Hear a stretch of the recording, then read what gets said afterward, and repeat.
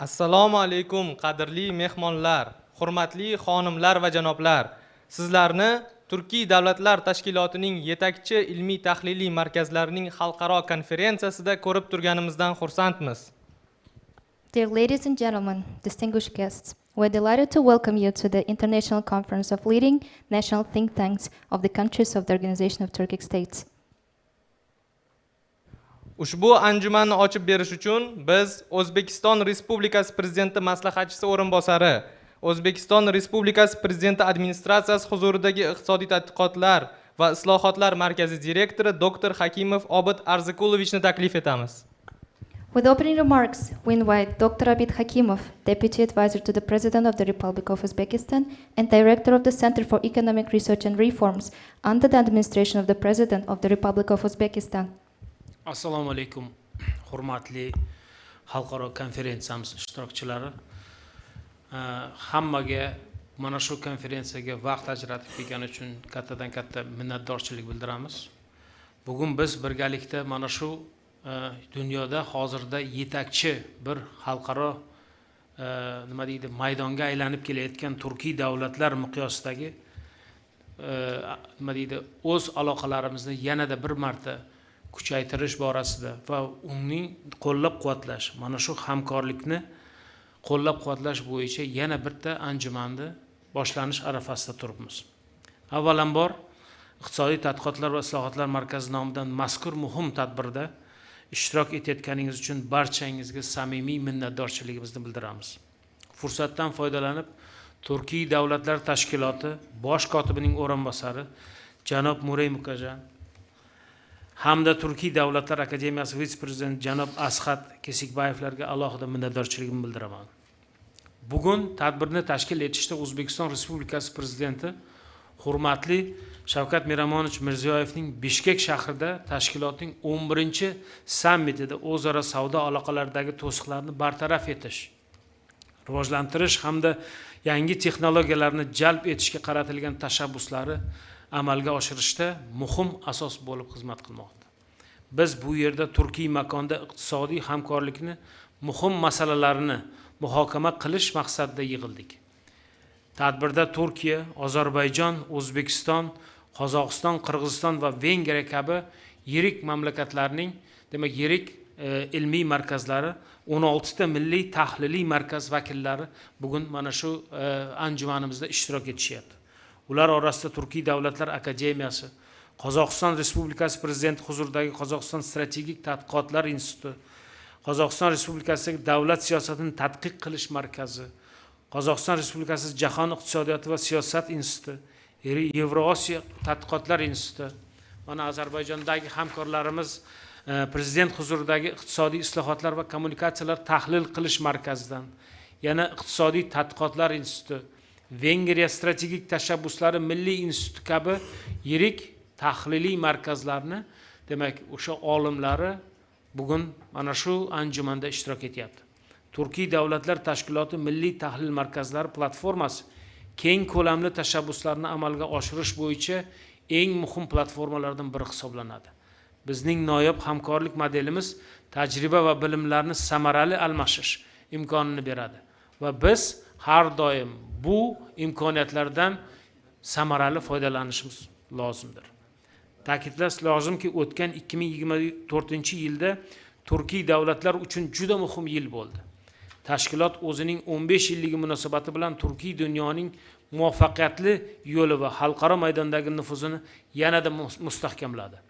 Bunda Turkiy davlatlarning umumiy aholisi 160 milliondan ortiq va umumiy xarid qobiliyati bo'yicha umumiy yalpi ichki mahsuloti 5,16 trillion dollardan oshdi. Va bu o'z-o'zidan ko'rinib turibdiki, butun jahondagi yirik iqtisodiy mavqega ega bo'lgan tashkilotga aylanib bormoqda. Tashkilotga a'zo davlatlar o'rtasida savdo hajmi 2016-yildan buyon 2,7 barobarga oshib, 36,7 milliard dollarni tashkil etdi. Markaziy banklar kengashi ham tashkil etildi.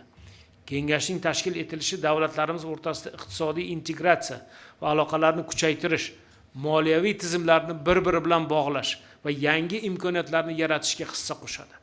2024-yilda Turkiy davlat tashkilotiga a'zo davlatlar kuzatuvchilarining umumiy tashqi savdo aylanmasi 1,2 trillion dollardan oshdi. Bugun biz Turkiy davlatlarning aqliy markazlari tomonidan olib borilayotgan tadqiqot natijalarini, shuningdek barchamiz birgalikda harakatlarimizni talab qiladigan global shoklar ta'sirini muhokama qilamiz.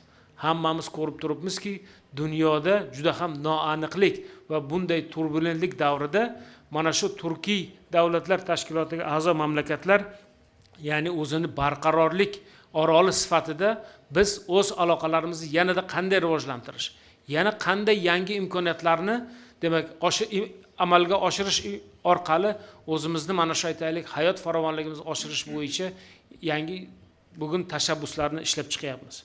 Birinchi o'rinda asosiy e'tiborimiz Turkiy davlatlar tashkilotiga a'zo davlatlar o'rtasidagi transport va tranzit sohasidagi hamkorlikni mustahkamlash.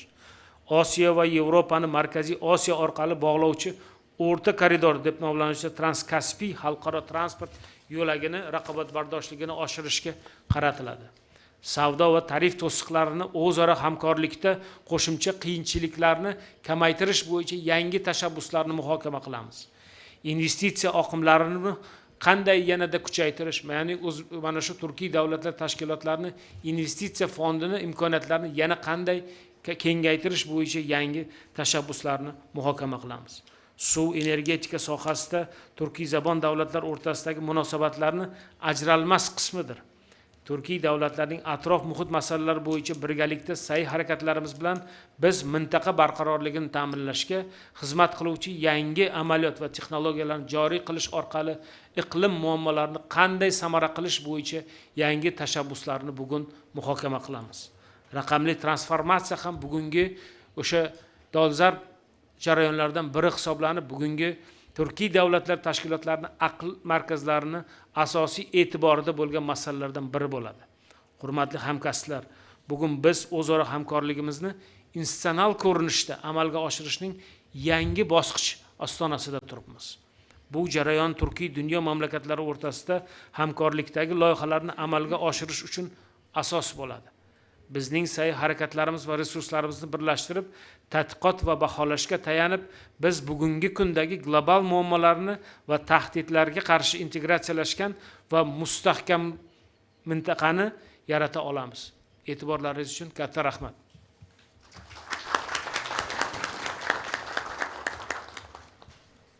So'z navbati Turkiy davlatlar tashkiloti bosh kotibi o'rinbosari janob Merey Mukajanga beriladi. It is our pleasure to give the floor to Mr. Mirey Mukajan, Deputy Secretary General of the Organization of Turkic States. Please. Katta rahmat, Obid aka. Assalomu alaykum, hurmatli xonimlar va janoblar. Distinguished participants, it's an honor to deliver a speech at today's event dedicated to the theme of expanding trade potential among OTS member states, joint research and strategic solutions. I would like to thank Center for Economic Research and Reforms under the administration of the President of the Republic of Uzbekistan for organizing this important event and the extended hospitality. A few minutes ago, Dr. Obid Hakimov mentioned that it was initiative of President of Uzbekistan, His Excellency Shavkat Miramonulu Mirziyoyev, and as a OTS Secretariat, we are grateful for doing that because it's very important for us in these turbulent times. I would like to convey greetings of the Secretary General, Kwanshbek Kasımulu Umuraliyev. Unfortunately, due to his earlier commitments, he was not able to join us today. He is attending another important event in Hungary. The Organization of Turkic States places significant emphasis on fostering economic cooperation among Turkic states and strengthening their economic connections with the global community. Promoting mutually beneficial economic collaboration, enhancing intra-trade among Turkic states, and achieving economic diversification through the development of small and medium enterprises forms the foundation and core of Turkic cooperation as a whole.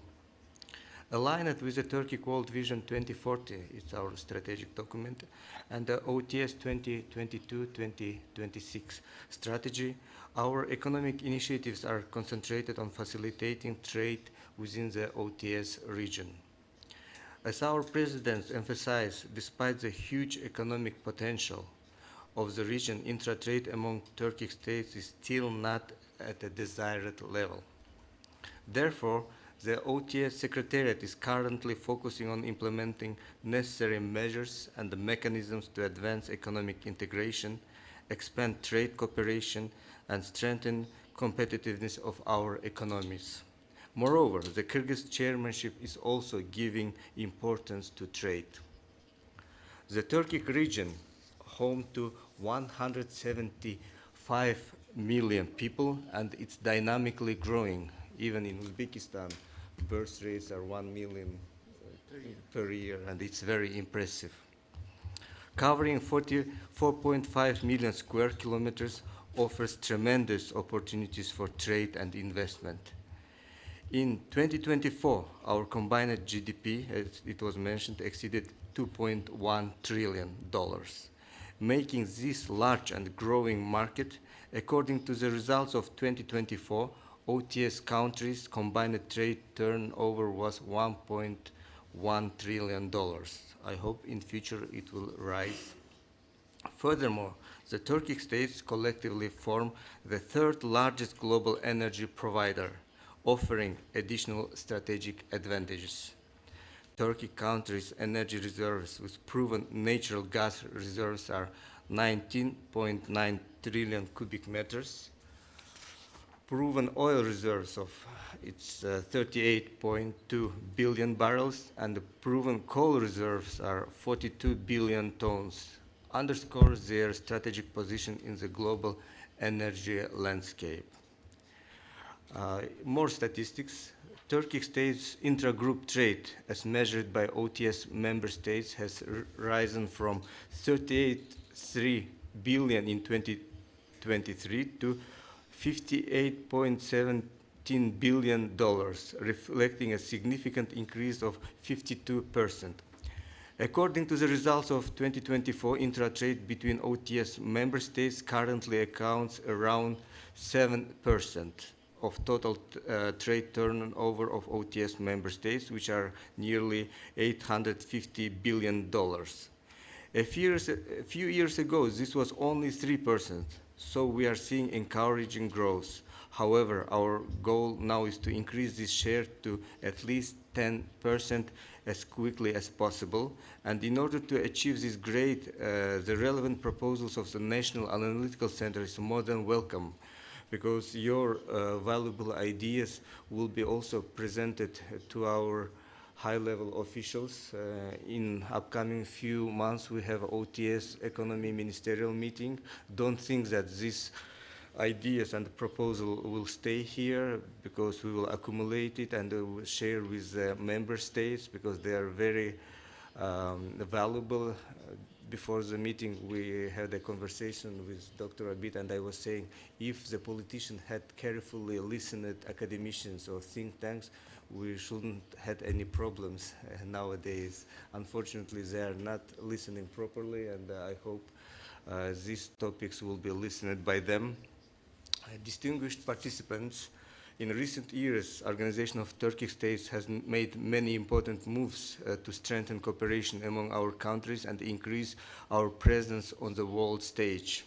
We have expanded our multilateral cooperation in 35 different areas. Think tanks is just one.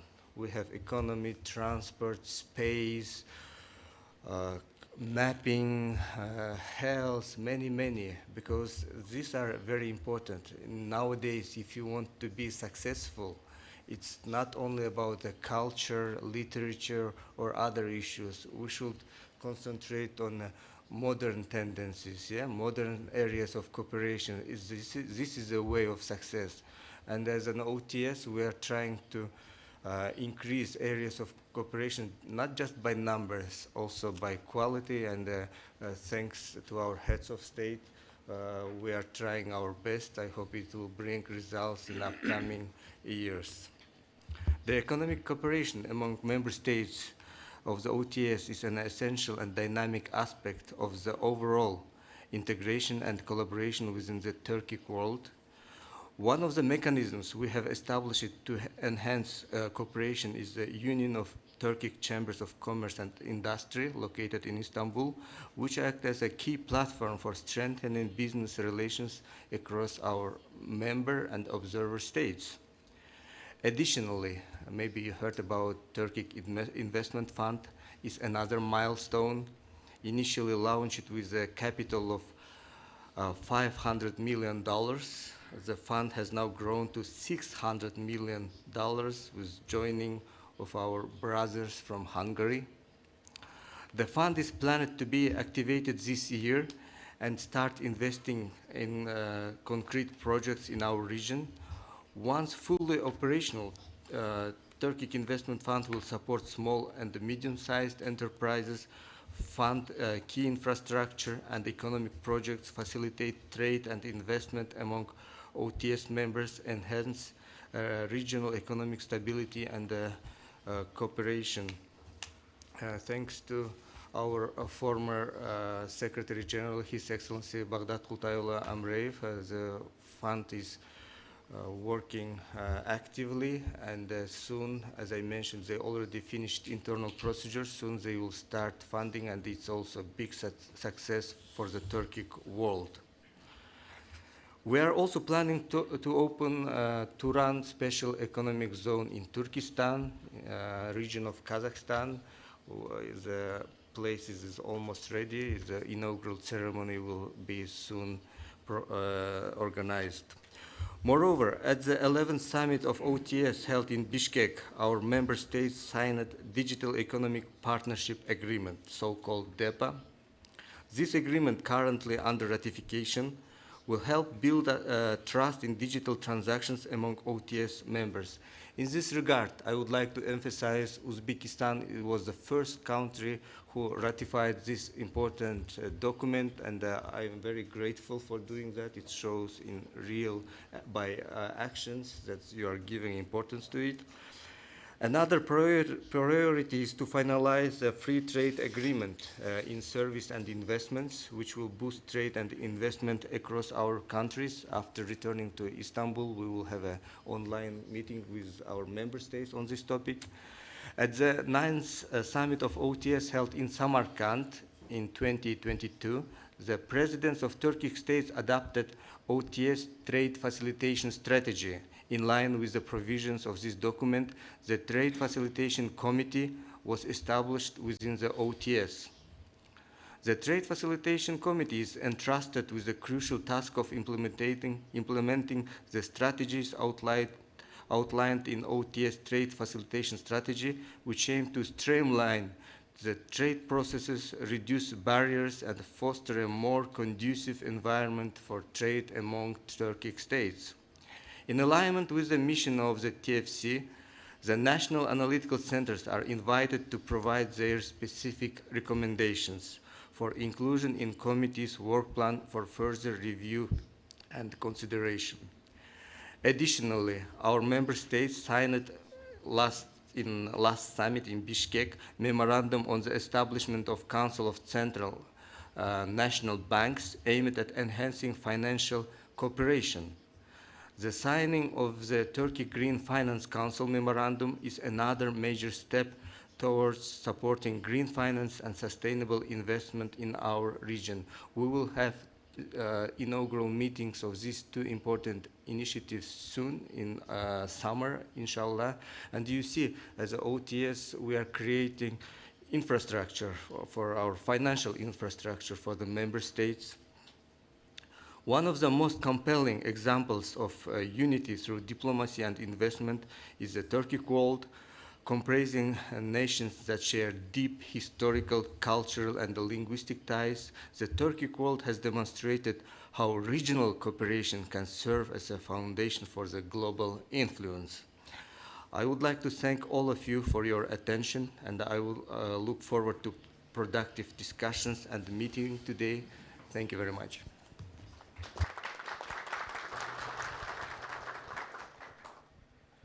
Shuningdek, tadbir ishtirokchilarini qo'llash uchun so'z navbati Turkiy Davlatlar Akademiyasi vitse-prezidenti janob Asxat Kesikbayevga beriladi. We now have the honor to give the floor to Mr. Asxat Kesikbayev, Vice President of the Turkic Academy. Assalomu alaykum, hurmatli anjuman tashkilotchilari va ishtirokchilari, hurmatli hamkasblar. Barchangizga Turkiy Akademiya nomidan tabriklayman. Distinguished participants, esteemed colleagues, and respected hosts. First of all, I would like to convey the warm greetings and best wishes of the President of the Turkic Academy, Professor Dr. Şahin Mustafayev, who due to a previously scheduled trip couldn't attend to this important event in person. He sends his sincere regards and full support for these goals and spirit of this conference. It's both an honor and pleasure for me to represent the Turkic Academy today and to address this esteemed audience as such a significant gathering of leading analytical centers of the Turkic world. I would like to begin by expressing my deepest gratitude to the Center for Economic Research and Reforms under the administration of the President of the Republic of Uzbekistan for their warm hospitality and for organizing this significant conference.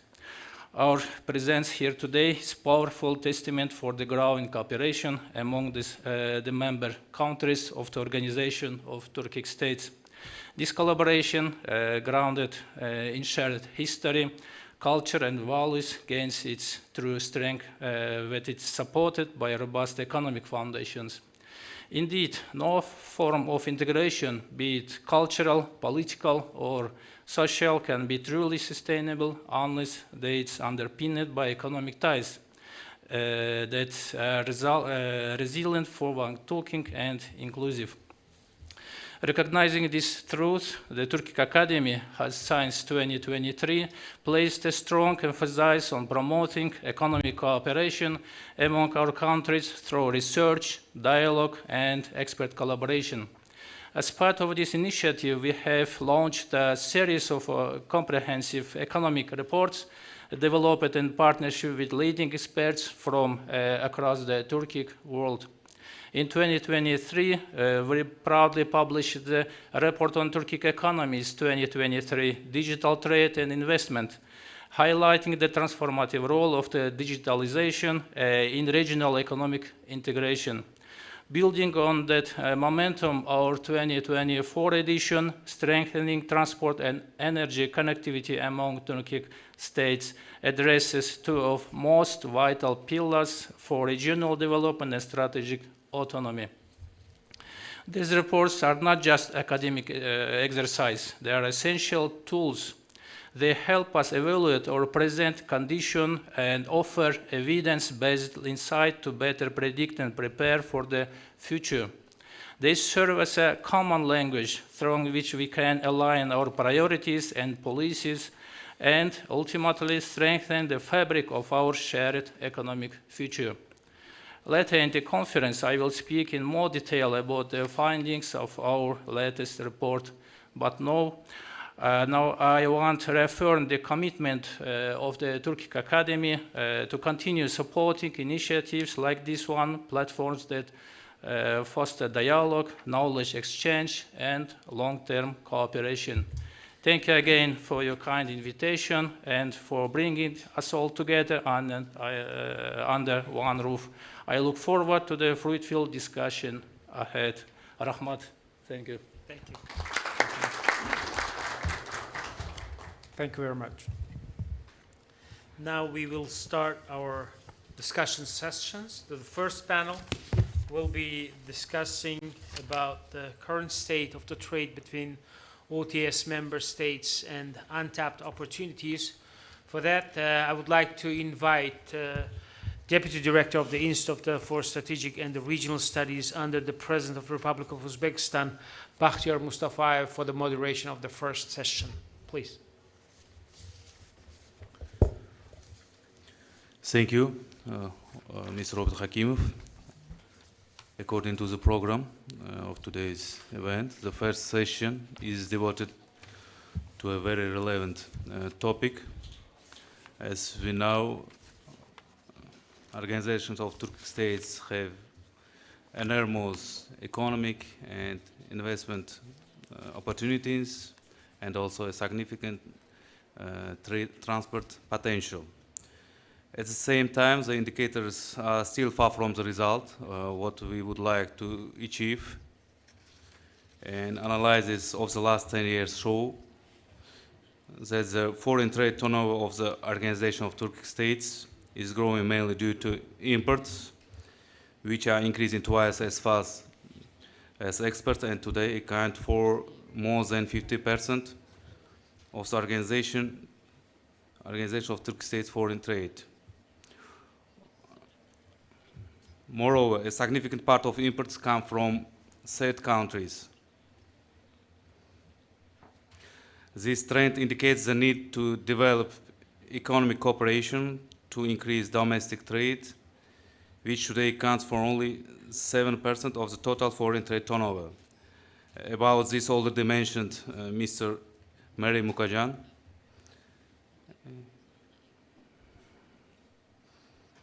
Special attention should be paid to the cooperation in the transport sector. The strategic location of Turkic states makes them a natural gateway connecting the east and west.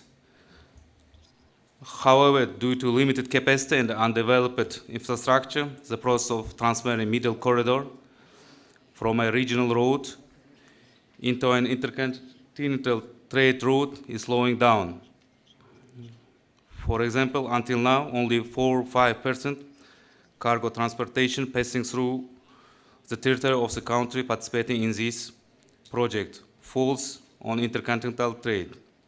I hope that today's speakers will pay special attention to these issues and offer promising proposals for improving our cooperation in these key spheres. Today we have 5 announced speakers. Each speaker is given 10 minutes to speak. Then we will move on the discussion. In this regard, I kindly ask all speakers to adhere to the time limit. With your permission, I give the first floor to Shahin Sadikov. The topic of his speech, expanding trade opportunities among Organization of Turkic States. Please.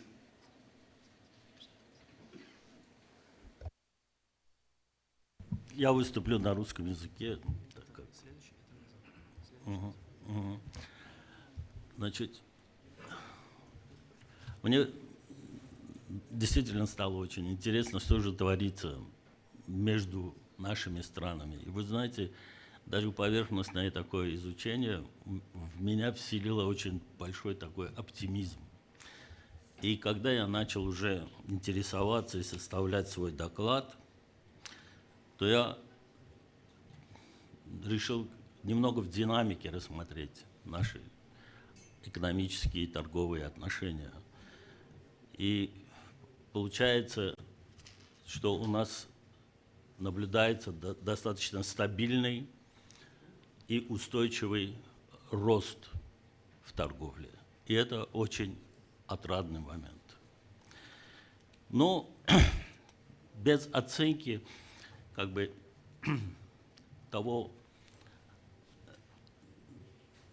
той ситуации, которая складывается на мировом рынке торговли, тем более в нынешнее время, когда его достаточно хорошо штормит, я думаю, что было бы ошибочно, поэтому я в начале своего доклада немного скажу о тенденции, которые наблюдаются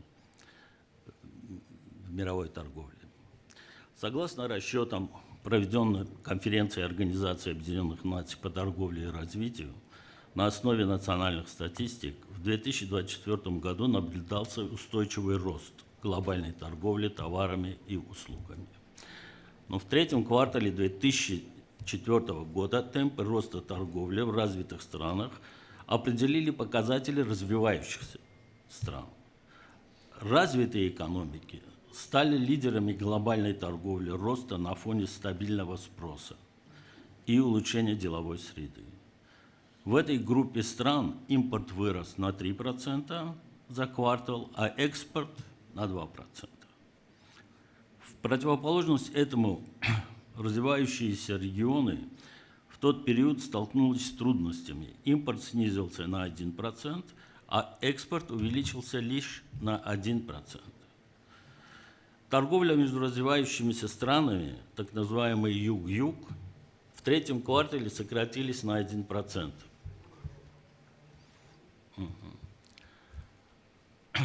На 1%.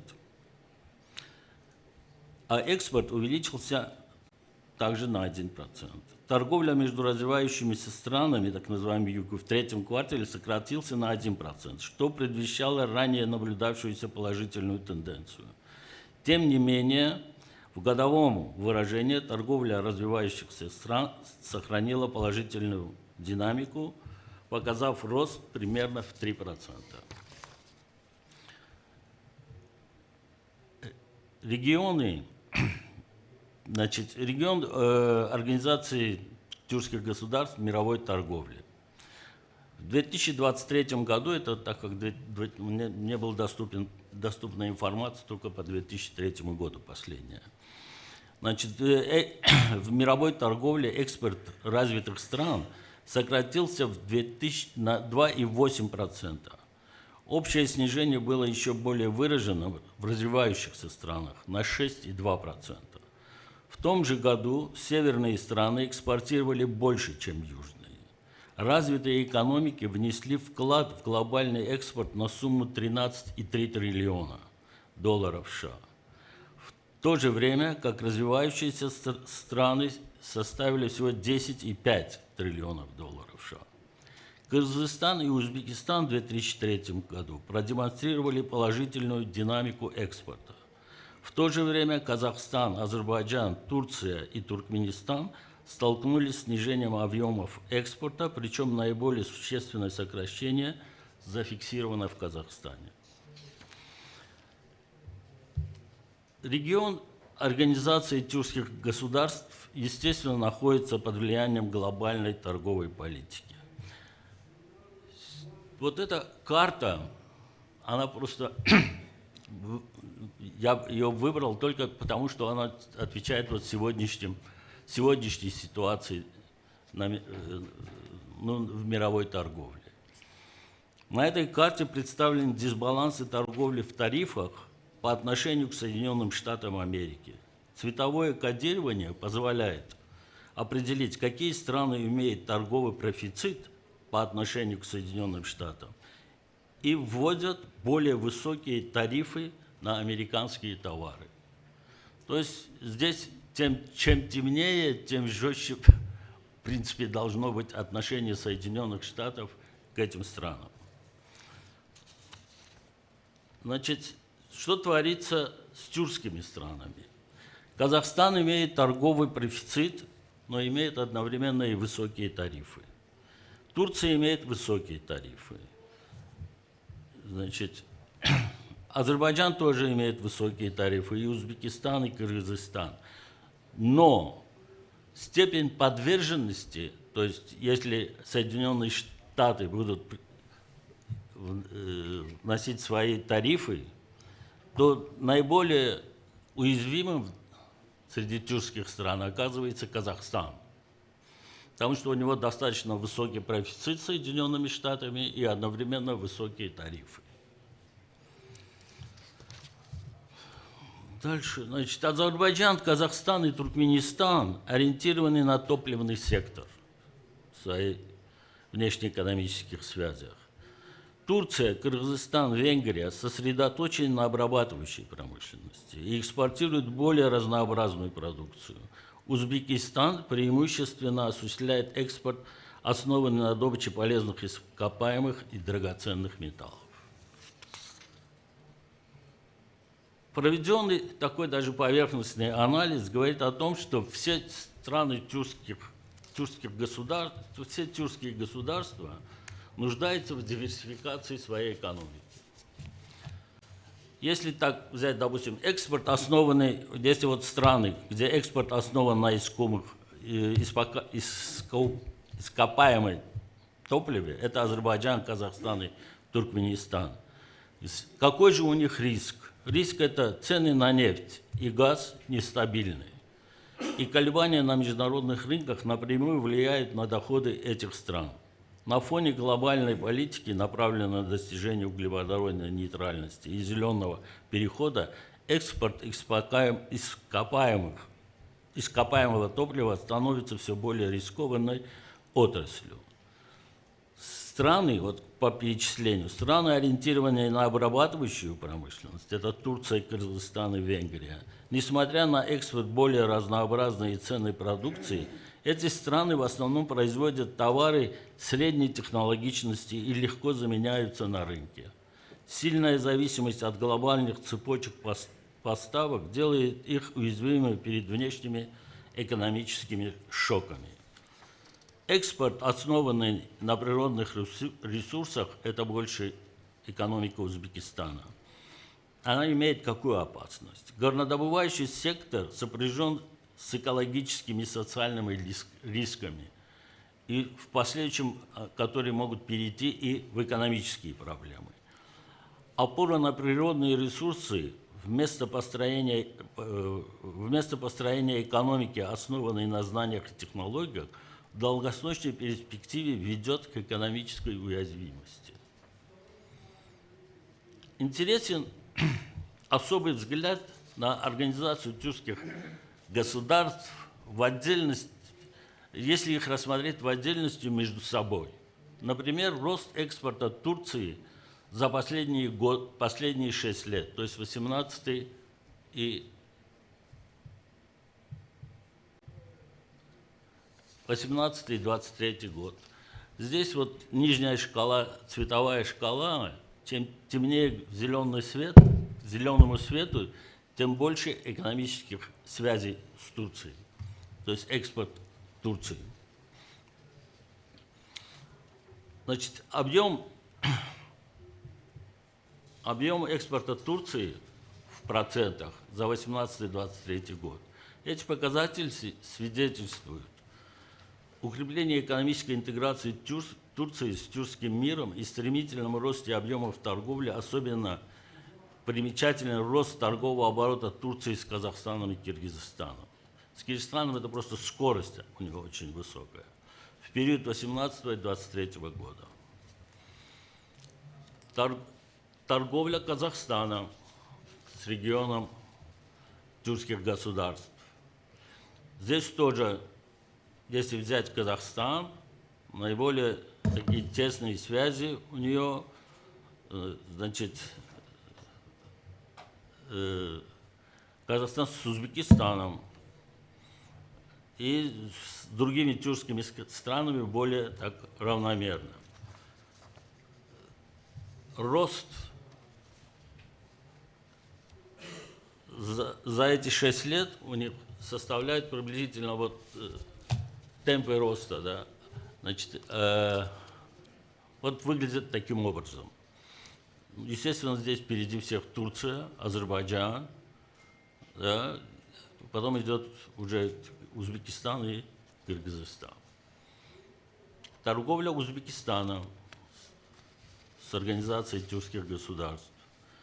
Значит, здесь тоже ситуация достаточно интересная. Здесь, значит, в период с 18 по 23 год наблюдается заметное развитие торговых отношений Узбекистана, особенно с Азербайджаном и Кыргызстаном. То есть их скорость роста у них намного выше. Торговля Кыргызстана с регионами тюркских государств.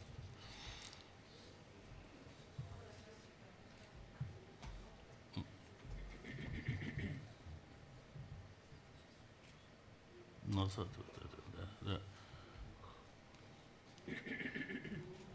Вот, Кыргызстана. Значит, здесь, получается, в период с 18 до 20 наблюдается значительное развитие торговых отношений Кыргызстана, особенно с Казахстаном и Турцией. И темпы роста, процентный темп роста, выглядит следующим образом. Здесь, значит, Турция и Азербайджан наиболее активно участвуют. Но такие темпы роста высокие, они, естественно, исходят, допустим, если с Кыргызстаном, то есть Кыргызстан, Азербайджан, то Кыргызстан и Азербайджан имел очень низкий базовый показатель. Поэтому небольшой рост в экспорте Азербайджана, Кыргызстана в Азербайджан приводит к значительной скорости, увеличению скорости темпов роста. Так, торговля Азербайджана. Рассматривает наибольший прирост экспортной стоимости Азербайджана пришелся на торговлю традиционно с Турцией. С точки зрения процентного роста, самые высокие показатели зафиксированы в торговых отношениях с Кыргызстаном и Узбекистаном. Это отражает торговые связи, начавшиеся с очень низкой базы, но продемонстрировавшие резкий рост в последние годы. Кыргызские и узбекские рынки открывают новые возможности для Азербайджана. Кстати, я скажу, что вот именно торговля с Узбекистаном, почему она получила вот такой приглядный, наглядный характер. Дело в том, что Азербайджан с Узбекистаном составил дорожную карту, и эта дорожная карта достаточно удачно реализуется. И вообще связи с Узбекистаном за последние годы у нас в очень большой степени активизировались. Торговые соединения между Казахстаном и Азербайджаном через Каспийское море, то есть эта связь, а также инициативы Среднего коридора способствуют продолжению устойчивого и стабильного роста взаимного экспорта. То есть вот этот коридор, который у нас открылся со Средней Азией, она на сегодняшний день уже получает очень хорошие положительные результаты. Объемы перевозок значительно увеличиваются. То есть, делая дальше такой общий обзор, можно сделать такие выводы. В период с 18 по 23 год наблюдается значительный рост взаимной торговли между Азербайджаном, Узбекистаном, Казахстаном, Кыргызстаном и Турцией. За этот период товарооборот между Азербайджаном и Турцией увеличился на 3,97 миллиарда долларов, что соответствует росту приблизительно 221%, то есть почти в 3 раза, больше, чем в 3 раза. Это стало крупнейшим увеличением в абсолютном выражении. Экспорт Казахстана в Турцию вырос на 3,43 миллиарда долларов. Это составляет приблизительно темп роста 172%. А экспорт Турции в Казахстан на 1,65 миллиарда долларов, то есть на 221%. В торговле Узбекистана с Турцией зарегистрирован рост 550 миллионов долларов. Это составляет 61,1%. А с Азербайджаном 94 миллиона долларов, что составляет рекордные 931. Это вообще рекордный действительно показатель. Торговля Кыргызстана с Азербайджаном также достигла рекордного уровня. Увеличение на 46,3 миллиона долларов соответствует росту больше, чем в 12 раз. Эти показатели свидетельствуют об укреплении экономической интеграции между странами региона и о том, что Организация тюркских государств начинает приносить реальные экономические результаты. Торговые связи между членами Организации тюркских государств значительно усилилась. В 2024 году объем взаимной торговли превысил 45 миллиардов долларов США. Роль стран-участников также возросла в таких областях, как развитие транскаспийского международного транспортного маршрута, энергетика, промышленность, сельское хозяйство и цифровизация. Как мы видим, будущее торговли в регионе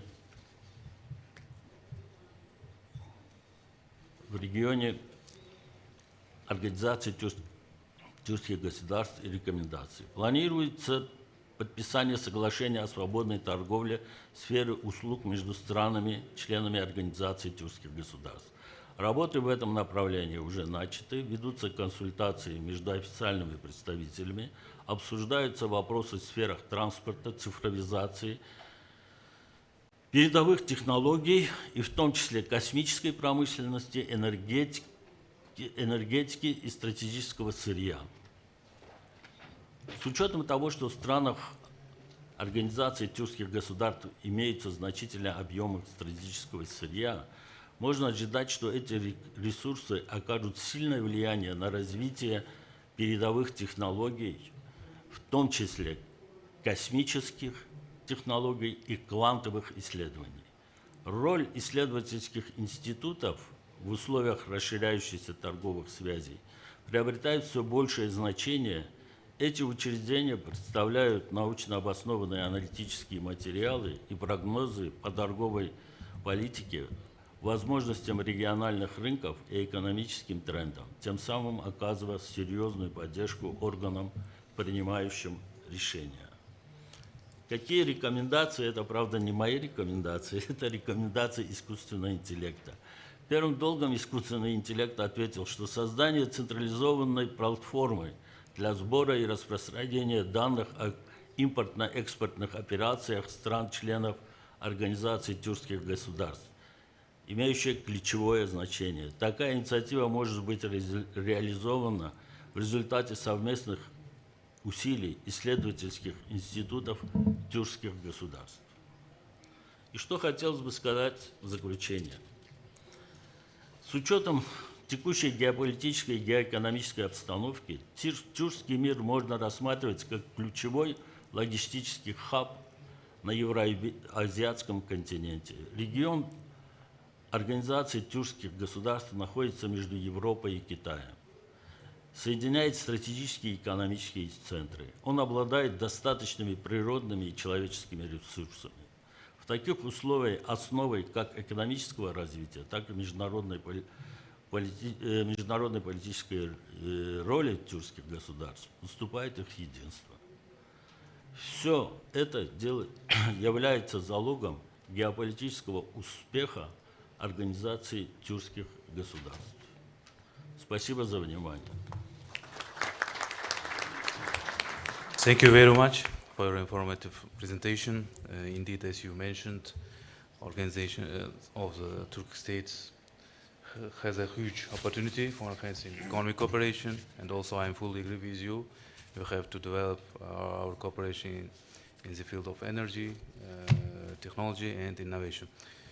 And taking this opportunity on behalf of Uzbek side, I would like to express my gratitude for your participating in our event. Ladies and gentlemen, let me give the floor to our next speaker, Nozimjon Ortikov.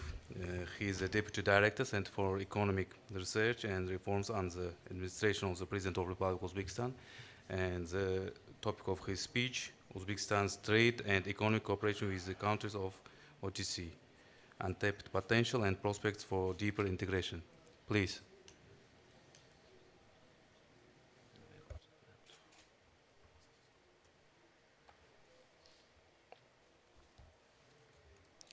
Assalamu alaikum, dear colleagues and distinguished guests. It's a real pleasure to welcome you to this important conference of national analytical centers under the Organization of Turkic States. This is a valuable opportunity to discuss practical ways to strengthen trade and investment between our nations. For Uzbekistan, regional economic integration is not just a policy goal. It's a strategic priority that runs through our reform agenda. As mentioned before by speakers, the potential is immense for our region. Just consider the scale of what we represent as a whole.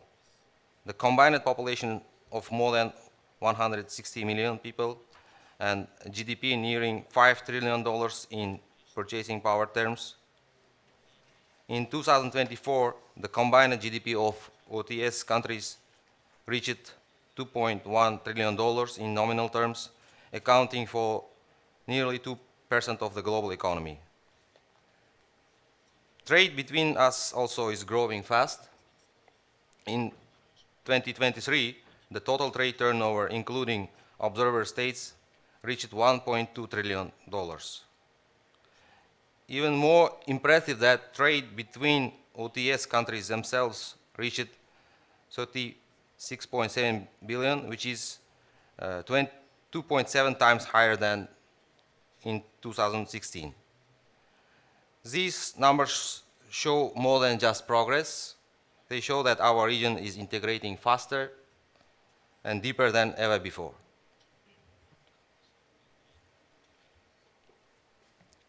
Now that we have seen the bigger picture of the OTS region, let me turn the focus to the Uzbekistan and how we are contributing to this growing regional momentum. Trade has truly become one of the most dynamic pillars of Uzbekistan's economic engagement with OTS region. As you can see from the slides, the growth has been remarkable. Between 2016 and 2024, our total trade turnover with OTS region nearly tripled, rising from 3.3 billion to $9.5 billion. In 2024 alone, export reached 3.5 billion and import 6.1 billion. Today, trade with OTS countries accounts for approximately 15% of Uzbekistan's total trade turnover, which reflects the growing strategic importance of this partnership.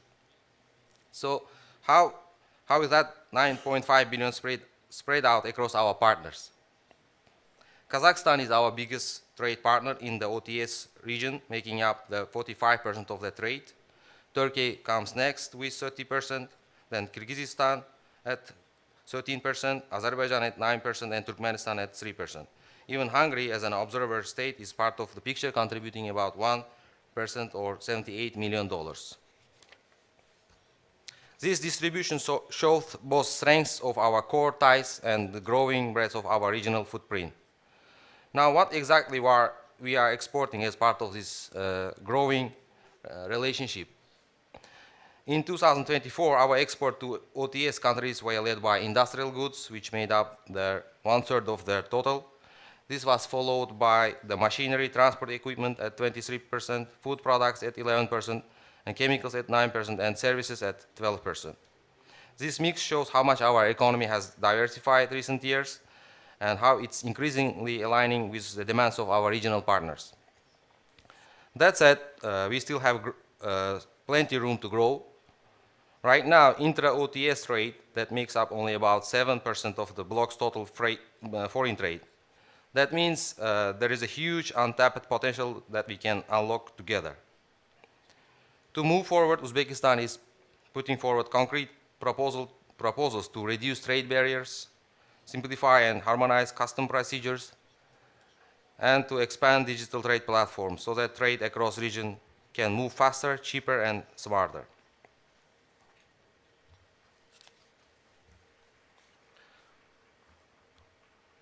Now let's shift the focus from trade to investment cooperation. This is another key area of our economic partnership with OTS region. Here also we have seen strong growth as well. Since 2020, total investment from OTS partners have added up to more than $7.5 billion. And in 2024 alone, we attracted $2.3 billion, nearly twice the amount from the previous year. This growing confidence is also visible on the ground. As you can see, the number of enterprises backed by the capital from OTS countries has jumped from just over 800 in 2017 to more than 3,600 today. These are more than just numbers. They mean new jobs, technology, exchange, and stronger regional supply chains. So where did that $2.3 billion in 2024 come from? Turkey was the largest investor, contributing $1.8 billion, mostly into manufacturing, construction, and logistics.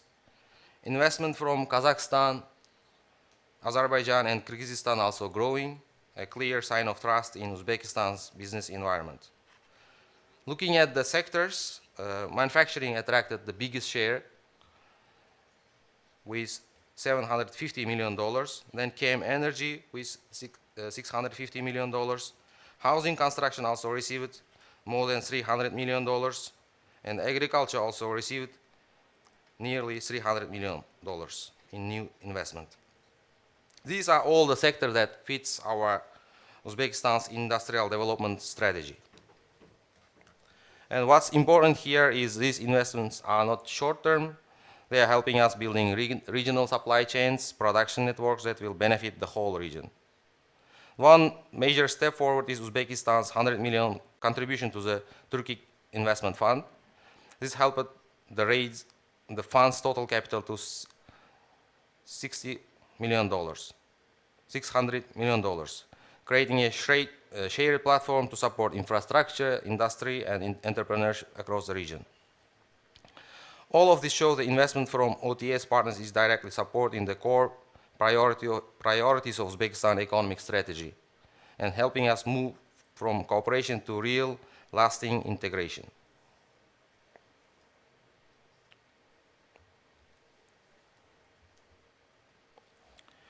Even with all this momentum, as I mentioned before, there is a lot more we can do. Right now, intra-OTS trade is still underused. We are not reaching the full potential of our regional market.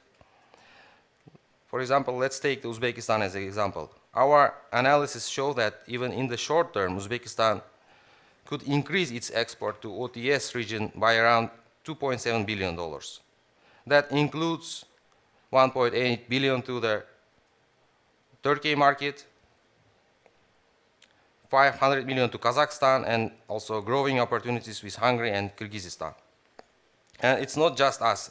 Other OTS countries likely have similar untapped potential. And this is a shared opportunity for the region as a whole.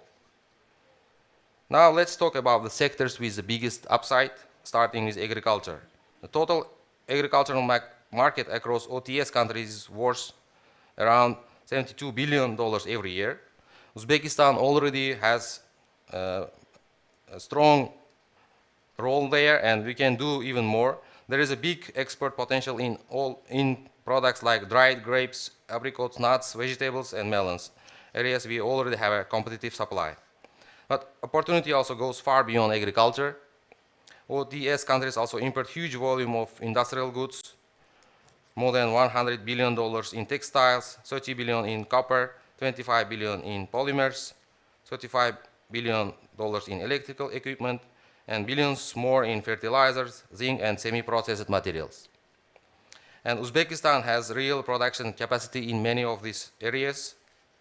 And so what's missing? We can ask the question, and the answer is we need better trade alignment, sharper export strategies, and stronger matchmaking between our regional suppliers and buyers to make sure that the right products reaching the right market at the right time. And the spotting these opportunities is just the first step. And to turn them into results, we need to take a data-driven approach. That's why Uzbekistan is working to make regional cooperation more analytical and evidence-based.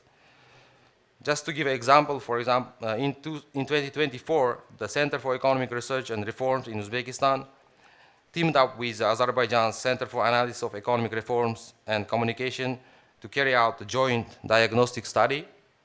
And together, we looked at 18 different sectors and identified where our strengths complement each other and where there is a real room to grow together. The biggest opportunities came in industry, agribusiness, logistics, and energy.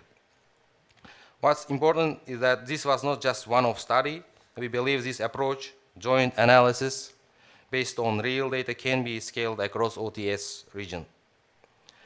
By setting up shared platform for research, diagnostics, and policy coordination between our economic institutions, we can make the regional integration efforts much more targeted, efficient, and effective. So to wrap up, the OTS holds tremendous potential for deeper economic cooperation, and Uzbekistan is ready to play an active role, backed by stable economy, growing industrial base, and clear commitment to the reforms. But as I mentioned, to unlock our shared potential, we need to move from ideas to action. That means breaking down the remaining trade investment barriers, aligning and harmonizing technical standards, improving transport and logistic infrastructure, and accelerating the shift to digital trade tools. It also means building strong knowledge sharing networks between our research centers, so we are not just trading goods, but also insights and solutions. Our recent collaboration with Azerbaijan proves that that's possible, and joint analysis can lead to real practical strategies. So going forward, it's kind of result-oriented cooperation that will help us to reach the next level. And Uzbekistan is committed to that path and ready to keep moving forward together. Thank you very much for your attention. Thank you for your detailed presentation. You spoke about the growth of Uzbekistan trade within Organization of Turkic States. It makes us happy, but we should also think about balancing imports and exports volume. All members of our organization should benefit equally from the development of the trade. The next speaker is a representative of Hungary, which today makes a significant contribution to the development of organization of Turkic states. With your permission, I give the floor to Laszlo Vasa, Chief Advisor, Hungarian Institute of International Affairs. Please, the floor is yours.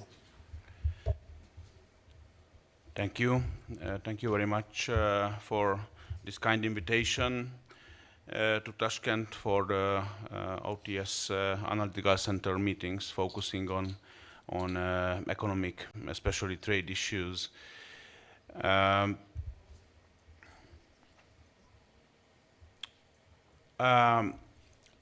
would like to give a short overview about how we see the opportunities of the middle corridor for Hungary, as it is obviously affecting the Turkic countries very much. Moreover, I would say that it is one of the largest opportunities in the coming decades for improving the OTS countries' economies and to establish a wealthy cooperation among each other. This map you know very well. I just wanted to highlight the distances, not only in Central Asia or Central Eurasia, but also between Central Eurasia and Central Europe. And later I will highlight some other maps which is showing our very good opportunities to be connected despite of these distances. We know very well that the main goal of the middle corridor is to provide a shorter mainland corridor for the products and energies from the east to the west and from west to the east. And already this map shows that the mainland infrastructure, which includes railways and highways, are really connecting the two continents or the Eurasian continent. And if you focus on Central Europe, you clearly can see that Hungary is one of the main logistical hubs, not only for Central Europe, but I would say for whole Europe. I will talk a bit later about our, let's say, flagship project in this regard, the Budapest-Belgrade Railway. This map is just too large to highlight it right now. But all in all, the main issue is how to deliver goods in 20 days or less from the developed Chinese industrial zones to the European markets.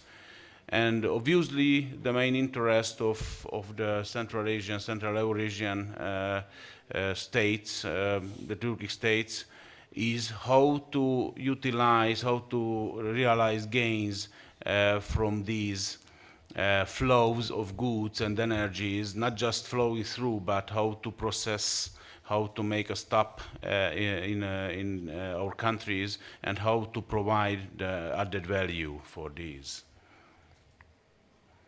This is the schematic, another schematic map. In this regard, from the Hungarian point of view, the green line is important. I included this map just to highlight what was the situation before the Ukrainian war, I mean the Ukrainian-Russian war, as the middle corridor was not just started with the problems of the northern corridors. It was always planned as an alternative for or besides of the northern corridor, which is providing, still providing, by the way, an opportunity to deliver goods, but obviously most of the companies are not really preferring to deliver goods via Russia and Belarus. So in this map you can see with red that originally not only the Caspian Sea but also the Black Sea would be utilized for the middle corridor purposes. Obviously it's a quite complicated issue logistically, but nowadays it is a must to avoid the Black Sea routes due to the well understandable reasons, and to prefer the routes via Turkey, which is meaning in this regard that the main middle corridor line via Anatolia and then the Balkans and Central Europe will lead or will touch Hungary as well, while in the previous concepts the three ports in Romania and Ukraine, Odessa, Constanța and Varna, would play a crucial role. Here the broader context, here we also can see the sea routes, which is also one of the reasons for the middle corridor, for the existence and development of the middle corridor, because the sea routes, especially via the Red Sea, facing difficulties as well. And with blue, we can see the European Union member states. And once again, what you can see with green, it is leading via Hungary, creating a great opportunity for us to be a kind of center for logistics in this regard as well. This map shows with the yellow line better the Budapest and Belgrade part of this corridor. Interestingly, the Belgrade-Budapest railway project was not supported by the European Union. It was on the list, but the European Union administration cancelled its trip. After that, we made a deal with China, and we got loans to develop this railway, involving Chinese companies as well. And it is about finishing nowadays. We were hardly criticized for it, why we took loans from China. But several years ago, that was almost the only one opportunity to realize it. And now it seems that despite the critics, this part of the middle corridor, let's say, the Budapest-Belgrade railway, will be a crucial part of the whole corridor, as it is an essential part to deliver goods to Western Europe. Yeah, this is the well-known three alternative routes via Central Asia. I would skip it because I would like to save some time for the discussion. It is rather focusing on Central Asian alternatives. The middle one was selected, which is meaning southern Kazakhstan. This is a map from the European Union official documents. By the way, I know very well that there are other development projects undergoing, partially with Chinese involvement as well, and also some national initiatives And here, once again, the three segments which are interesting for us because all of these three segments are affecting and showing Turkish countries, rather, and here we can see a bit better the different connection points, and we can see Budapest, Hungary as a observer member of the Turkic states, and the different corridors going through our country. And another well-known project which is not highway, which is not a railway, but a power grid cable. And the idea is to provide green energy from Azerbaijan to Central Europe, and this project is already started.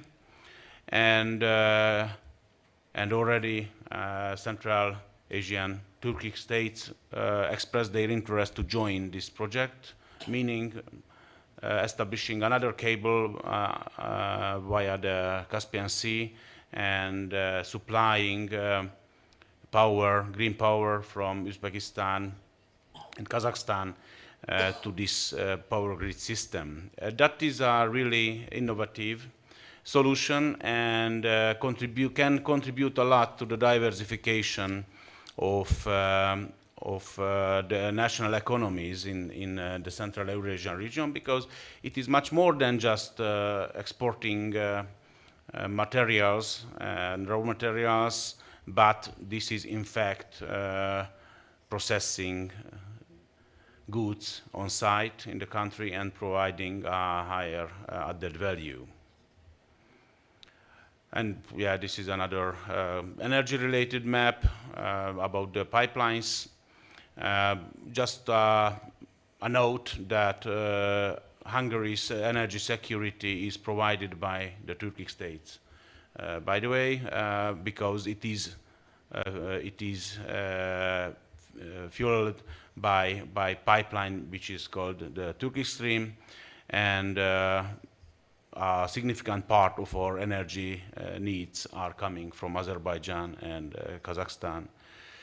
So what we can see that from Hungarian point of view, Hungary can be one of the main hubs for Central Asia, the Caucasus and the OTS to reach Europe, not only in terms of trade and transportation, but also in terms of energy. Hungary becoming a hub in the Middle Corridor will create an opportunity to ensure uninterrupted transportation on the route extending from China to Europe. And Hungary's efforts will serve the interest of many actors, including the European Union, China, Central Asia, the Caucasus, and Turkey. And in my opinion, it was a very wise idea, both of the Hungarian government and both of the community of the Turkic states, to establish such a stable and reliable connection among us, because this will be a very good base for common business and common trade and common development projects. Thank you very much.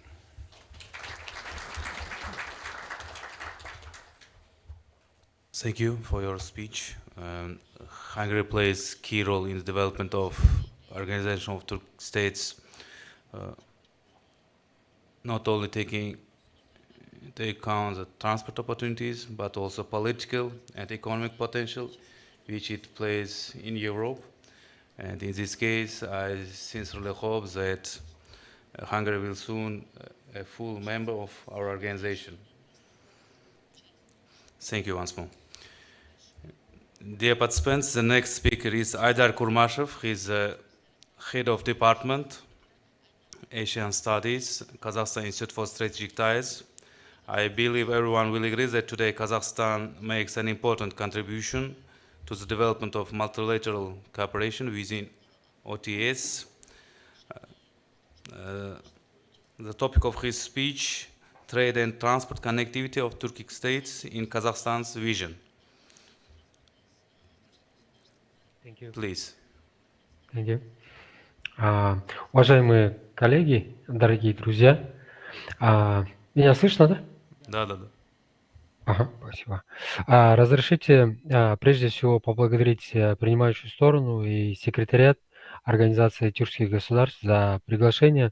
Для меня честь выступать от имени Казахстанского института стратегических исследований при президенте Республики Казахстан. Сегодня, когда глобальные цепочки поставок сталкиваются с беспрецедентной турбулентностью, именно эффективная связанность, физическая, цифровая и институциональная, превращается в краеугольный камень устойчивого роста. Казахстан исторически был и остается мостом между Востоком и Западом. За последние 5 лет доля транзитных перевозок через территорию нашей республики выросла почти вдвое, и объем контейнерного трафика по Транскаспийскому международному транспортному маршруту в 6 раз. Эти цифры свидетельствуют о том, что Центральная Азия вновь обретает роль шелкового перекрестка. Мы убеждены, что если тюркские государства сумеют превратить свои транспортные артерии в единую бесшовную экосистему, то именно эта сеть станет альтернативным и надежным маршрутом между крупнейшими потребительскими и производственными центрами мира. Хотел бы поделиться видением основных опор казахстанской стратегии. Во-первых, это инфраструктурная синергия. Казахстан уже вложил свыше 35 миллиардов долларов в модернизацию железных дорог и портов и логистических хабов. Порты Ахтау и Курок на Каспии получили статус тюркских ворот к Черному морю и Средиземноморью. Казахстан планирует завершить строительство второй ветки железной дороги до Стокмойнты, что увеличит пропускную способность коридора Китай, Центральная Азия и Турция. Вторая опора – это цифровая бесшовность. Физические рельсы мало что дают без цифровых рельсов. Казахстан внедряет систему e-транзит, позволяющую оформлять весь пакет документов онлайн. Необходимо распространять эту практику на всю территорию ОТГ, создав единое цифровое окно для перевозчиков. Пилотный проект «Зеленый коридор» между Казахстаном, Узбекистаном и Азербайджаном уже показал сокращение времени прохождения границы. Третья опора – институциональная гармонизация. Даже самая современная инфраструктура буксует без согласованных правил. Поэтому Казахстан уделяет большое внимание к институциональным взаимосвязям. К примеру, также одним из важных моментов является экологическая устойчивость. Казахстан подписал Парижское соглашение и объявил цель достижения углеродной нейтральности к 60 году. Для нас принципиально, чтобы новые коридоры не повторили экологические ошибки прошлого века.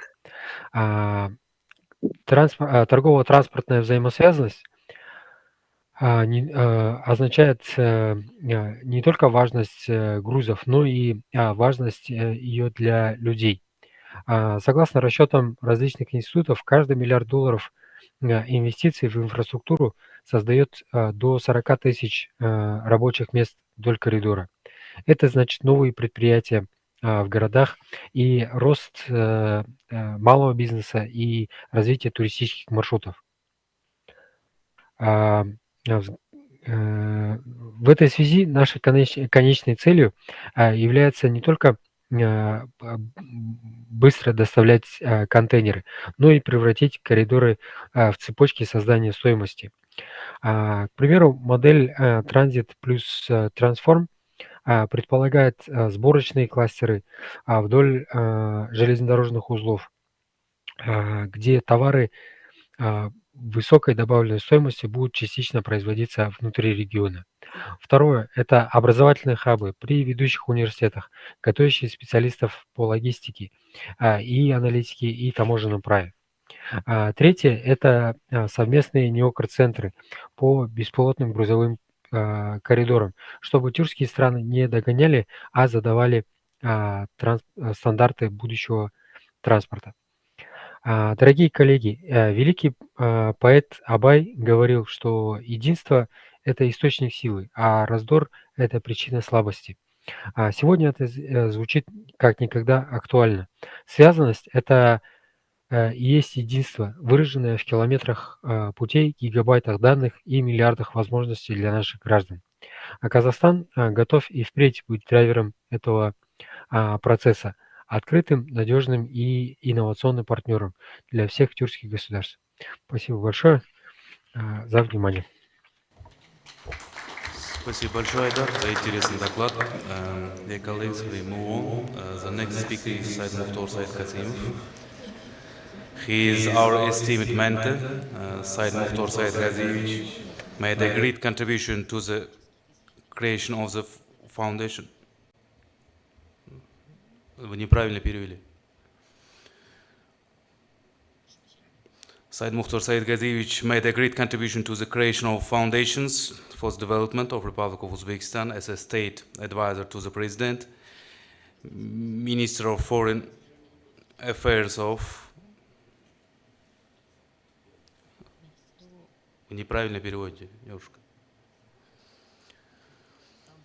Minister of Foreign Affairs and Deputy Prime Minister of the Republic of Uzbekistan. He is also the founder and the first director of the University of World Economy and Diplomacy of the Republic of Uzbekistan, which is source of manpower in the field of international relations, economy and law.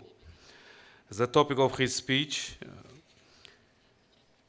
the role of OTA's member states in strengthening regional integration in Central Asia. Please, Said Mukhtar Said Ghazievich, floor is yours. Уважаемый председатель, дорогие гости, уважаемые коллеги, я прежде всего хотел бы поблагодарить организаторов сегодняшней конференции, в котором уже мы так серьезно обсуждаем весьма актуальную тему. Это сближение прежде всего наших стран, наших регионов. И сегодня то, что делается в нашем регионе, это весьма положительное явление в целом в мировой политике. В данном случае я здесь представляю Международный институт Центральной Азии, относительно молодой институт, создан по инициативе нашего президента Шавката Миромоновича Мирзияева с целью для дальнейшего сплочения, развития стран Центральной Азии. Должен сказать, что за последние годы у нас произошли очень разительные изменения. Я благодарен выступавшим ораторам, которые сегодня провели очень такие глубокие цифровые анализы, которые показывают, настолько динамично развивается как наш центральноазиатский регион, так же регион тюркоязычных государств. Это является результатом новой политики нашего президента. Не будет преувеличением сказать, что именно объявление президентом Мирзиёевым приоритет Центральной Азии и внешней политики сыграло очень важную положительную роль в дальнейшем сплочении, преодолении сложившихся очень многих трудностей, проблем. И сегодня мы можем сказать, что наш регион является очень хорошим примером, как дружественные, такие плодотворные сотрудничества для всего мира, где мы сегодня видим очень тревожные тенденции, тревожные явления. И на этом фоне хоть в каком-то регионе есть мир, дружба, сотрудничество, взаимопонимание, это уже является также хорошим примером для дальнейшего развития всего мирового сообщества. Все, что делает наш институт, это направлено на всестороннюю аналитическую разработку по сближению наших стран, как внутри страны, так и за пределами. В этом плане идет очень хорошая такая деловая уже структура сформировались. Прежде всего, это ежегодная консультативная встреча глав государств Центральной Азии. Уже эти встречи по очереди прошли по всем странам, и в настоящее время в этом году состоится 6-я консультативная встреча в Ташкенте. Сейчас мы ведем активную аналитическую подготовку, прорабатываем различные имеющиеся у нас проблемы, а также неиспользуемые резервы для дальнейшего сближения, сплочения наших стран. Я должен сказать, что в этом плане все, что делается в рамках нашего региона, это большой плюс, я считаю, достойный вклад в развитие организации туркоязычных государств, потому что это как бы составная такая опорная база для дальнейшего развития нашего региона. Я еще раз хочу повторить свою благодарность выступавшим товарищам, которые привели здесь достаточно очень таких емких, конкретных примеров анализов имеющихся тенденций, которые облегчают меня от повтора этих же цифр, этих же тенденций. Очень хорошим институтом становятся внешние формы контакта Центральной Азии под, имейте в виду, саммиты Центральная Азия плюс. В настоящее время уже утвердились такие формы взаимодействия со всеми крупными государствами мира. Совсем недавно, буквально в начале этого месяца, в Самарканде состоялся первый саммит Центральная Азия Европейский Союз с участием глав участников этого саммита. Для этого наш институт провел очень большую аналитическую работу. Это наши многие предложения и рекомендации были учтены в принятых решениях, декларации, а также, в принципе, саммит завершился очень такими результативными соглашениями по многим конкретным вопросам. И я думаю, что эта тенденция будет продолжаться. Я хотел бы передать от имени нашего директора также поздравления всем участникам в связи с тем, что сегодня, в настоящее время, большая делегация Узбекистана во главе министром иностранных дел, в том числе нашим директором, сегодня завершает свою деловую поездку в Соединенные Штаты.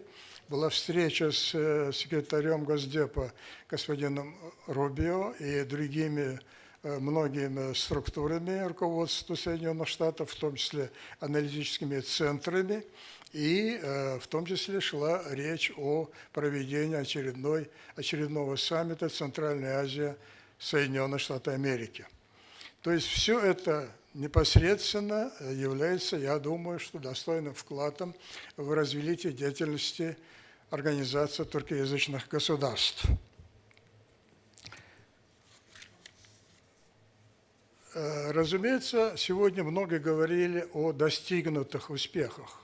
Сделано немало, сделано очень большие продвижки по многим направлениям, о которых буквально несколько лет тому назад мы не могли говорить.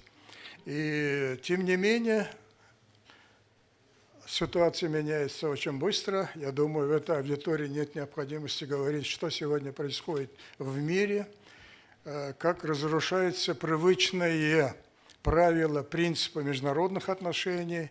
Раньше, буквально еще год тому назад, мы говорили, что мы видим разрушение, а сегодня мы уже говорим разрушены окончательно, и для восстановления уже нового многополярного мира это требует длительного времени, очень сложный процесс, если тем более мы будем это просматривать в таком историческом контексте, то становление мира после Ялтинских соглашений 1945 года, оно требовало очень длительного времени и шло чрезвычайно противоречиво. И этот процесс, к сожалению, нас ждет, предстоит это преодолеть.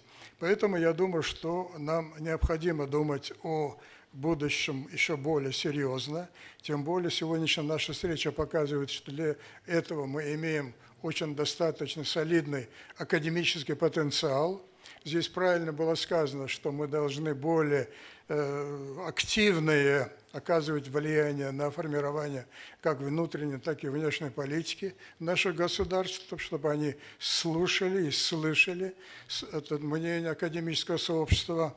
И в этом плане, конечно, нам особенно необходимо, я считаю, что именно экономические факторы, экономические вопросы должны преобладать в дальнейшей деятельности наших организаций, потому что именно экономические интересы будут способствовать, прежде всего, развитию таких, активному использованию таких форм взаимодействия, как диалоги, как взаимные уступки, взаимные, так сказать, интересы, и дипломатически, так сказать, вынуждает сотрудничать в развитии экономических отношений в самом широком плане, смысле этого слова, естественно, включая прежде всего торговлю между нашими странами.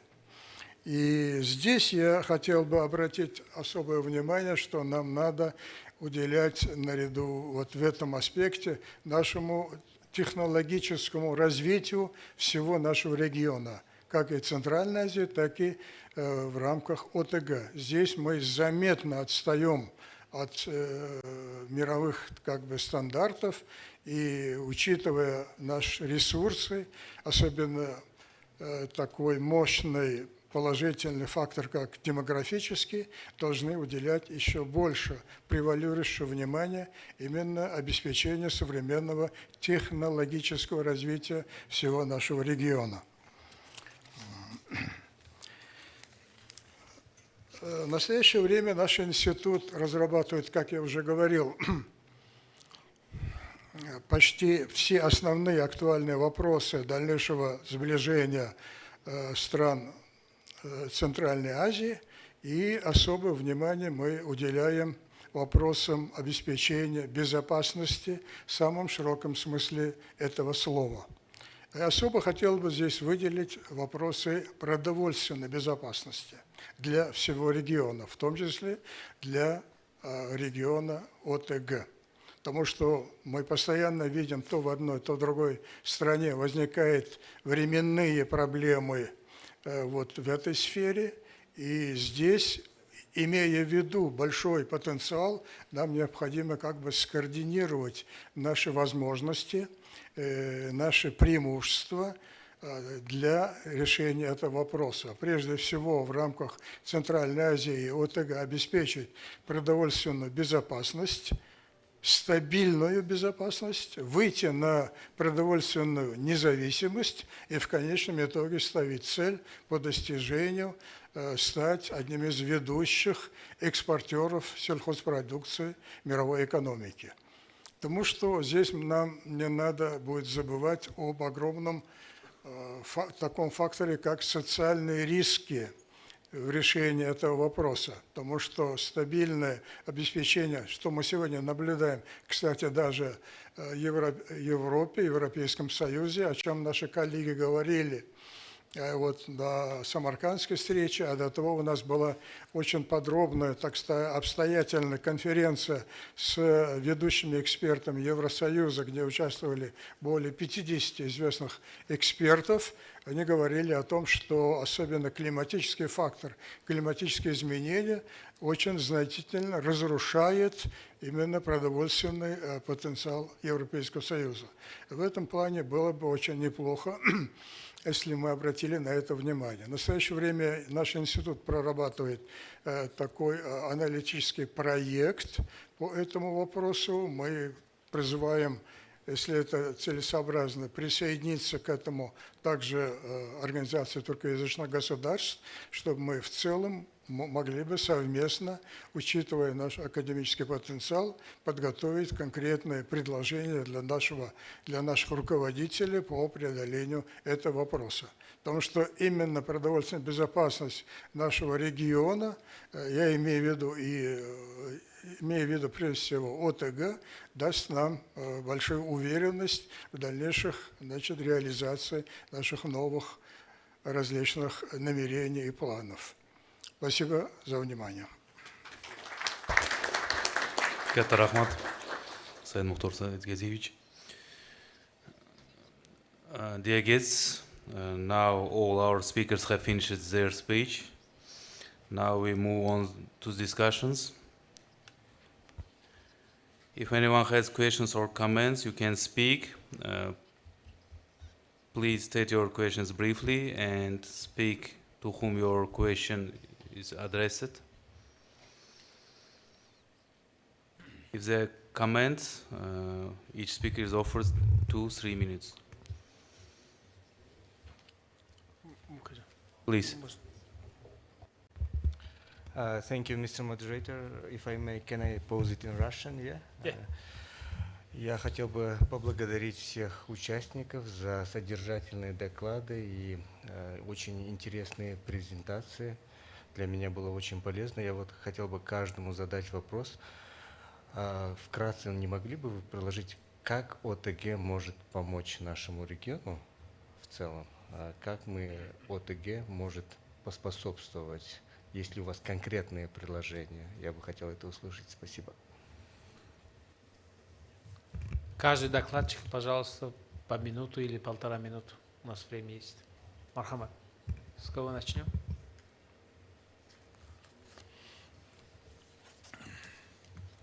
Может, по списку? Да? Шахин Саидов, давайте. Микрофон включите. Буду короток. Очень учитывая, что практически все тюркоязычные страны, а точнее вот сама организация тюркских государств, те страны, которые входят туда, достаточно ресурсно богатые, я думаю, что в каждой стране необходимо разработать механизм трансформации сырьевых доходов в передовые технологии производства несырьевых товаров. Этот механизм, я считаю, что должен быть разработан в каждой из наших стран. Второе, я думаю, что в сложившейся ситуации, тоже с геополитической точки зрения, с геоэкономической мировой торговли, что надо активно использовать механизмы частно-государственного участия и поддержки процесса диверсификации производства, развития малого, среднего бизнеса, то есть всестороннее развитие, тем более там развитие технологий цифровизации, искусственного интеллекта, внедрение суперкомпьютеров, потому что нас ожидают очень большие задачи, больших масштабов, с большими, громадными, данными. Поэтому эти технологии должны быть нами освоены.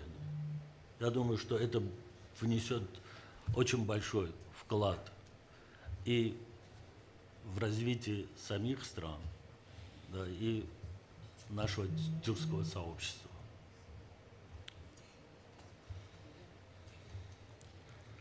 Мархамат. Okay, Nozimjan. I think this is a very important question. How OTS as an organization can help us to expand the cooperation between our regions. As our analysis show that this region has a huge potential. Like we mentioned that the OTC intra-trade is still very limited despite the huge total turnover of the OTS region as a whole. So first thing I think OTS can do is to achieve the fully functional free trade agreement between members of the organization, so that we can remove or eliminate the remaining trade barriers. And the next would be the coming from our experience, like I mentioned that we did with our Azerbaijan partners, maybe in this direction that we have to study the joint studies between our national think tanks, where we have the bottlenecks on the ground, so that we achieve this target of, like you mentioned, 10% of the intra-trade as much as possible. I would like to give just a little comment that Господин Mukajan, that Nozimjan mentioned that with the Azerbaijan, our think tanks, what we did is like we exchanged, this joint studies. So what we did, Center for Economic Research and Reforms, we, with 20 specialists, we visited Azerbaijan, and we conducted about like more than 20 meetings with different ministries and agencies, all related to the intra-trade and inter-trade relations with Uzbekistan and Azerbaijan. On these meetings, we realized that we have huge potential of, untapped potential, and we turn these potentials right now to the roadmap, and now the state committee, the organizations are conducting and executing these recommendations. Similar trip from the Azerbaijani, the colleagues with the head of Shahin Muallim, and visited to Uzbekistan, and they also conducted several meetings, and they also developed their comments and their recommendations. So they also kind of created another big, the roadmap. So now we are executing. So the Nozim John is saying that OTS might be kind of initiator of, the several different, this kind, the exchanges. Uzbekistan, Turkey, Uzbekistan, Hungary, and for example, let's say the Azerbaijan and the Kyrgyzstan, Kazakhstan. So as you can see that there can be huge potential, can be the learned, and we can realize these untapped potentials.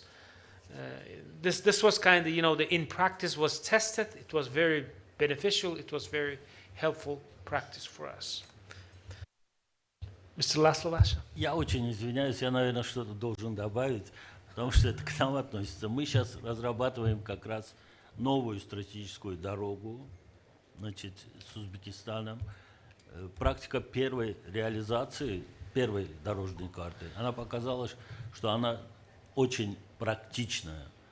Значит, конкретные объекты, конкретные отношения, конкретные договора. Поэтому она задала очень хорошую динамику. То есть такой подход, о котором Абид Малим сказал, да, я думаю, что эта практика, с этой практикой надо поделиться. Эти вот обменные делегации, там не только сфера чисто экономическая, образовательная тоже есть. Вот, допустим, да. Вопрос культурный, туризм, да, все было там специалистов в области химической технологии, геологии, да, сельскохозяйство, все. Ну, это экономические сектора, это само собой. Мы тоже здесь со всеми встречались. Поэтому эта практика очень хорошая. Я бы хотел бы иметь такую же практику и с другими тюркскими странами. Спасибо. Yes, thank you. What could give a push for the cooperation, in my opinion, which is already somehow started, is a higher level of economic cooperation among the Turkic states. We can see good examples, we can see worse examples, but I think based on the conditions and the possibilities, opportunities of the national economies of the Turkic states, there would be a lot of benefits from having a single market, demolishing the tariff barriers, and creating a soft infrastructure which could stimulate the trade among our countries. For sure, we have to find the strengths in our national economies. We have also experiences in Hungary when we joined an economic union, because the European Union was originally an economic union, frankly. And now we have debates because they want to have more than economic and rather going into a single political union. But as a transforming country, we lost a lot, but we gained a lot as well. And we clearly see that when it comes to the economic structure of Hungary, we benefited a lot from an economic union, which is called the European Union. So I think this is one thing, and I agree with our fellow here that not only the economic construction should be focused, but also the education, higher education, science, and even the think tank sphere.